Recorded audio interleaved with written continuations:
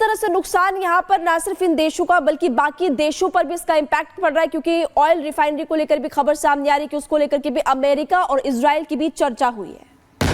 जी हाँ, आप देखेंगे कि इस युद्ध का जो असर है वो पूरे दुनिया पे पड़ रहा है।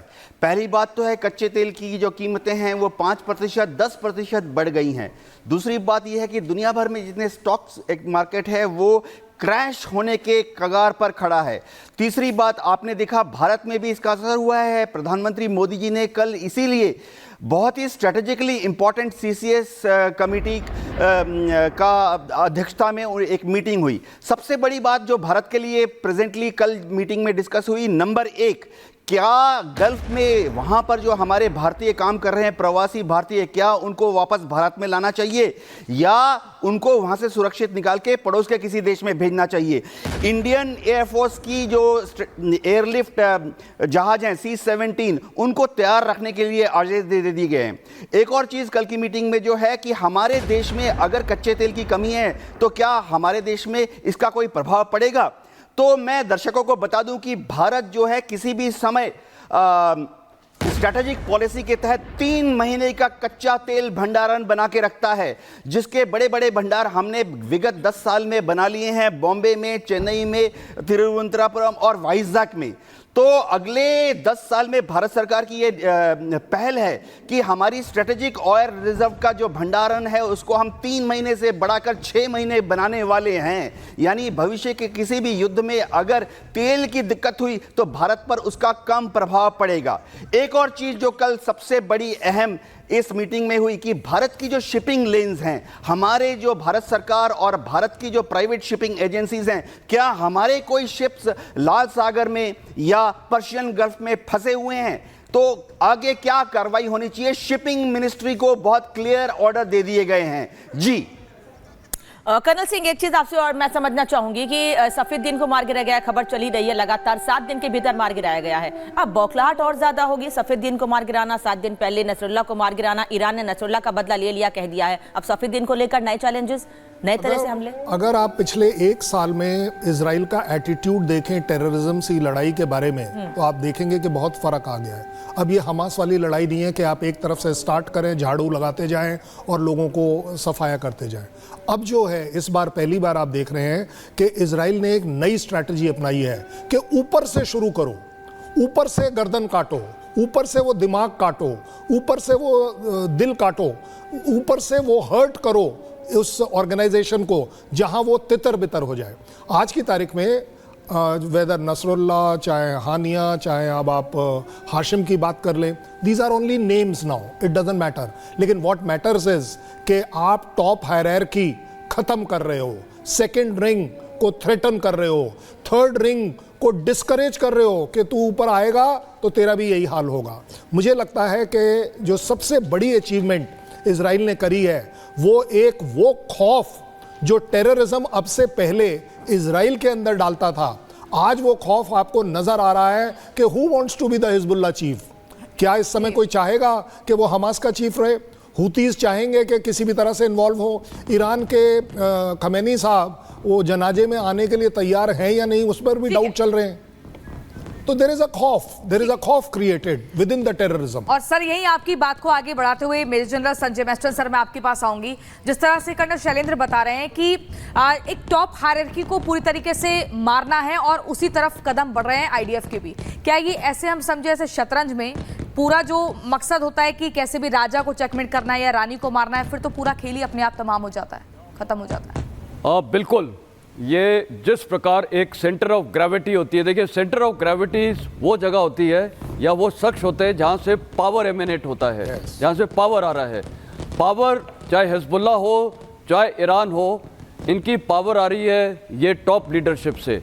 अगर आप टॉप लीडरशिप को, जैसे चेस बोर्ड पे भी आपका अगर वो राजा एक तुरंत मार दिया तो उसी समय चेक एंड मेट खत्म हो जाता है, पॉन्स को मारने की कोई ज़रूरत नहीं है। तो यहाँ पर इजराइल के पास 2 ऑप्शन थे, या तो सबको टारगेट करते रहिए, खासकर जो ग्राउंड सोल्जर्स हैं, या उनकी टॉप लीडरशिप को। और मेरे ख्याल जो इजराइल ने ऐसा करके दिखाया है कि जो पहली बात तो इतने अनकन्वेंशनल चीज़ की है जो हम कल्पना भी नहीं कर सकते थे, जो पेजर अटैक्स और जो वॉकी टॉकी अटैक्स है वो तो मेरे ख्याल एक दुनिया में मिसाल बन गई है कि ऐसे भी किसी की टारगेटिंग की जा सकती है। उसमें कौन था टारगेट?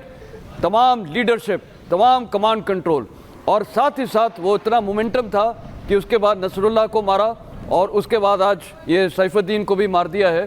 तो ये साफ जाहिर है कि ये हेड को, जो लीडर्स हैं, इनको काटा जा रहा है। और उससे देखिए प्रभाव क्या होता है। आम जो वहाँ उनकी काडर्स हैं उस पे बहुत डीमोरलाइजिंग इफेक्ट होता है, उनका मोराल बहुत लो हो जाता है जी। वो बोलेंगे हमारे तो सारे लीडर मरते जा रहे हैं, हमारा कौन देखभाल करेगा, हमें कौन गाइड करेगा, हमें कौन ऑर्डर्स देगा। तो वो अपने इंडिविजुअली उस पर लड़ेंगे, अपनी शक्ति पे जरूर लड़ेंगे, जो कर रहे हैं अभी हिजबुल्ला वगैरह भी। लेकिन एक लीडरशिप देखिए बहुत जरूरी है। किसी भी संस्था में, किसी भी ऑर्गेनाइजेशन में जब लीडरशिप कोलैप्स होता है तो उससे पूरे असर मोराल पे पड़ता है। मतलब कि आतंक के आका को अगर समाप्त किया जाएगा तो उसके बाद जितने भी आतंकी है वो और ज्यादा डर जाएंगे। आप सभी पास लौटेंगे, लेकिन इसी बीच एक बड़ी खबर बता दें अपने तमाम दर्शकों को। एक बड़ी खबर इस वक्त मिल रही है ईरान पर। अमेरिकी, आपको जानकारी दी, राष्ट्रपति का बयान भी सामने आया। ईरान पर अमेरिकी राष्ट्रपति का बयान सामने आया। ईरान के तेल ठिकानों पर हमले का विचार किया जा रहा है। यह भी आपको बता दें कि अमेरिका, इजराइल ने हमले की रणनीति बनाई। ईरान के तेल रिफाइनरी और पोर्ट पर हमले का प्लान बनाया जा रहा है। ईरान पर अमेरिका के राष्ट्रपति जो बाइडेन का बयान सामने आया और ईरानी तेल ठिकानों पर हमले की बातचीत हुई है। बाइडेन के बयान के बाद से अब तेल की कीमतों में भी उछाल देखने को मिल रहा है। यूके देवनाथ जी, आप लगातार इसको लेकर के इससे पहले जानकारी भी दे रहे थे, लेकिन सबसे पहली बात हमने लगातार चर्चा कर रहे हैं कि इजराइल डिफेंस फोर्सेस की तरफ से कैसे अटैक्स किए जा रहे हैं। एक बड़ा मैसेज यहां पर दिया गया है कि आतंक का सफाया होगा, आतंक खत्म होगा। भारत को भी इससे सीख लेने की जरूरत है, क्योंकि हमने देखा है हमारे पड़ोसी देश जो लगातार आतंकी घुसपैठ करते हैं, इस तरह की हरकतें करने की कोशिश करते हैं। जी हाँ, अगर आप देखें तो मोदी जी ने बार बार कहा है कि युद्ध किसी समस्या का समाधान नहीं है, लेकिन मैं भारत सरकार की जो आने वाले दशकों में नीति है वो मैं हमारे पड़ोसी मुल्कों को बता दूं। चाहे हमारा पड़ोसी पश्चिम में हो या उत्तर में, उसने अगर गुस्ताखी की, उसने अगर आतंकवादियों का इस्तेमाल करके पश्चिम से घुसपैठ करने की कोशिश की, जैसा हम देखते हैं कि शरारती तत्व कभी कभी कश्मीर में कर देते हैं, उनको इसकी भरपूर सजा मिलेगी। इंडियन एयरफोर्स, इंडियन आर्मी और हमारे नेवी और ख़ास तौर से हमारे रिसर्च एंड एनालिसिस विंग के जो स्पाइज हैं, हमारे एजेंट हैं, वो तैयार हैं। कहीं पर भी किसी खड्डे पे छुपे हों, हम भी इनको ढूंढ ढूंढ कर मारेंगे। लेकिन हाँ, इसको हम तय करेंगे कब, कहाँ और कैसे।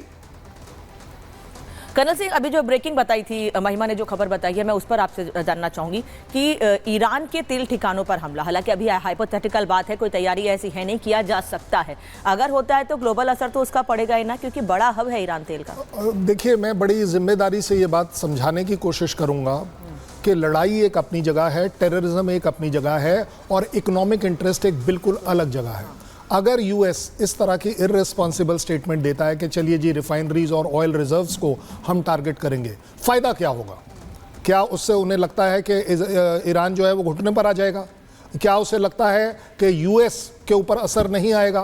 पूरी दुनिया पर असर आएगा। ये अभी आप जब बात कर रही हैं, स्पेकुलेटिव बात चल रही है, तब आप देख रहे हैं कि इंडियन जो मार्केट है वो 2% आज सवेरे डाउन हुई है। क्यों हुई है? क्योंकि लोगों, पूरी की पूरी दुनिया में एक इस तरह का इंप्रेशन बनता चला जा रहा है कि काफ़ी कुछ होने वाला है और जिसमें नुकसान होगा, और नुकसान सबका होगा। अगर कोई ये सोचे कि इजराइल वहाँ पर ऑयल प्राइसेस पर फ़र्क नहीं पाएगा, वो गलत है। उन्हें अगर लगता है कि यूएस पर नहीं आएगा, वो गलत है। मुझे लगता है कि इकोनॉमिक इंटरेस्ट और टेररिज्म इंटरेस्ट अलग है। आप हायरार्की को मारिए, आप वो जो एमुनेशन डंप्स हैं उनको मारिए, आपके जो रिजर्व्स आपको दिखाई दे रहे हैं एज मिसाइल, उन जगहों को डिस्ट्रॉय करिए। आप वो वॉर वेजिंग मशीनरी जो ईरान ला रहा है, हूती ला रहा है, हमास ला रहा है, उन सबको डिस्ट्रॉय करिए। But why do you require कि सीधे टारगेट? और उसका देखिए सबसे बड़ा गलत इंप्रेशन क्या आया कि अब ईरान ने डिक्लेयर कर दिया कि अगर हमारे रिफाइनरीज और ऑयल रिजर्व पर अटैक होगा तो हम सऊदी वाले पर अटैक कर देंगे, कि हम वहां की रिफाइनरीज को बर्बाद कर देंगे। क्यों? क्योंकि एम फिर अब ये हो जाएगा कि किसी भी तरह पूरी दुनिया को इसके अंदर चपेट में लो, मिलाओ, सारे के सारे रोएंगे, तब कहीं जाकर कोई रुक पाएगा। ये ईरान का क्लैरिटी के साथ बोलना है। सो आप अगर किसी भी तरह से यूएस जैसा कंट्री अगर रिफाइनरीज की बात कर रहा है, ठीक है, it's a good strategic target, but मुझे लगता है as a overall economic interest जो दुनिया का है, उस पॉइंट ऑफ व्यू से इस तरह के टारगेटिंग नहीं करनी चाहिए। बिल्कुल।